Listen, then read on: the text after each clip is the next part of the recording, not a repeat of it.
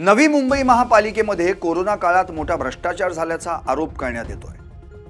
6 विभागांना खर्चासाठी दिलेल्या 230 कोटींपैकी केवळ 55 कोटी रुपयांचाच हिशोब प्रशासन देत आहे। माहितीच्या अधिकारातून ही धक्कादायक बाब उघडकीस आली आहे। प्रशासनाचा भ्रष्टाचार चव्हाट्यावर आलाय। हे सगळं काय आहे गौडबंगाल पाहूयात या रिपोर्टमधून। नमस्कार, मी संदीप आणि तुम्ही पाहता एलएस मराठी। नवी मुंबई महापालिकेतर्फे कोरोना काळात मार्च 2019 ते 2020 आणि मार्च 2021 ते 2022 या 2 वर्षांच्या काळात आरोग्य, शहर अभियंता, घनकचरा, विद्युत अभियंता, आपत्ती व्यवस्थापन आणि परिवहन अशा 6 विभागांना एकूण 230 कोटी रुपये खर्चापोटी दिले गेले। मात्र या 6 विभागांकडे हा खर्च कुठं व कशासाठी झाला याची माहिती अधिकाराखाली माहिती मागवली असता केवळ 55 कोटी रुपयांचा हिशोबच प्रशासनाकडून देण्यात येतोय। या संदर्भात लेखी तक्रार मुख्यमंत्र्यांसह आयुक्तांकडे केली असता सामान्य प्रशासन विभागाने सर्व विभागांना माहिती देण्याचे आदेश दिल्यानंतरही माहिती दडपण्यात येते। यामध्ये मोठा भ्रष्टाचार झाल्याचा आरोप सामाजिक कार्यकर्ते नरेंद्र हडकर यांनी केलाय। 2020 ते 2022 या कोरोना काळामध्ये नवी मुंबई महानगरपालिकेमध्ये महाराष्ट्र शासनाकडून त्यावेळी त्यांना 230 कोटी रुपये सँक्शन झाले। 230 कोटी रुपयाची मान्यता मिळाल्याच्या नंतर याने त्याचं वाटप असं केलं, 120 कोटी रुपये आरोग्य विभागाला दिले, 60 कोटी शहर अभियंता विभागाला दिले आणि 50 कोटी घनकचरा विभागाला दिले।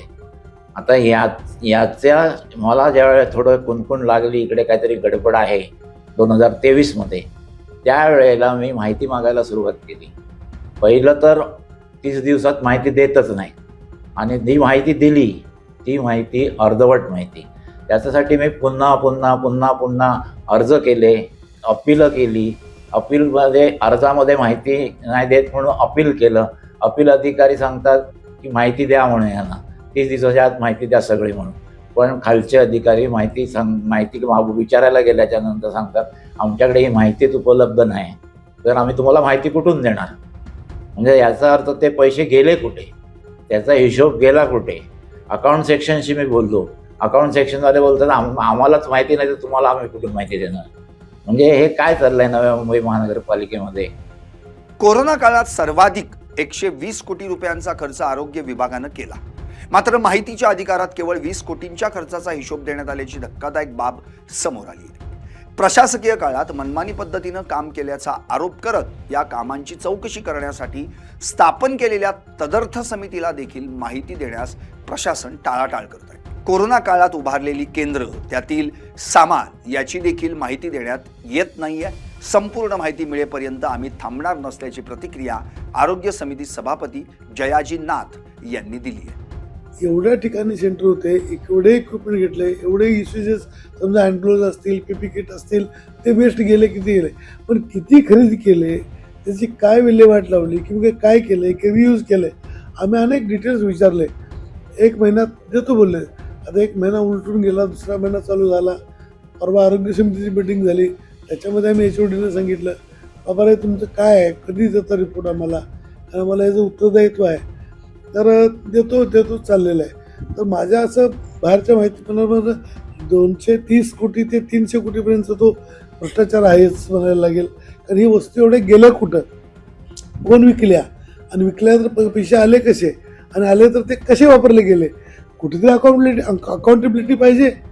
आता आम्ही बसलोय त्यांची म्हणजे त्यांना व्यवस्थित विचारणार आणि माहिती घेणार असेल तर त्याची पुन्हा सायंटिफिक इन्क्वायरी लावू।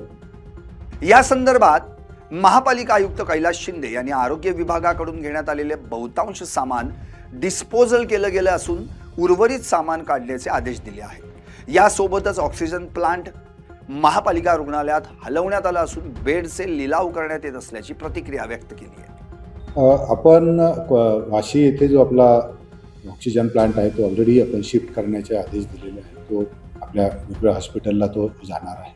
त्याच्याशिवाय आपण जे आमचा एक स्वामी विवेकानंद हॉल जो आहे तिथे सुद्धा बऱ्याच काळामध्ये होते, पण मागच्याच वर्षी आम्ही ते पूर्ण शिफ्ट करून आता तिथे डायलिसिस सेंटर केलं आणि ते डिस्पोज केलेलं आहे। अजूनही काही ठिकाणी अशी मला माहिती मिळाली की काही कॉट्स आपल्याकडे आहेत, पण तेही मी त्यांना सूचना दिल्या की ते तातडीने त्याचा ऑप्शन करू, कारण त्याचा वापर होऊ शकत नाही आता। त्यामुळे त्याचं जे काही मूल्य हे करून आपण निर्धारित करून त्याचे आपण लिलाव केला पाहिजे आणि ते पूर्ण अशा पद्धतीने कुठं साहित्य पडून राहणार नाही याची खबरदारी घेण्याच्या सूचना मी कार्यकर्त्यांना शहर अभियंत्यांना दिल्या आहेत. कोरोना काळात साहित्य खरेदी केलं गेलं, मात्र त्या साहित्याचा हिशोब लपवला जात असल्यानं यामध्ये मोठा भ्रष्टाचार झाल्याचं स्पष्ट आहे.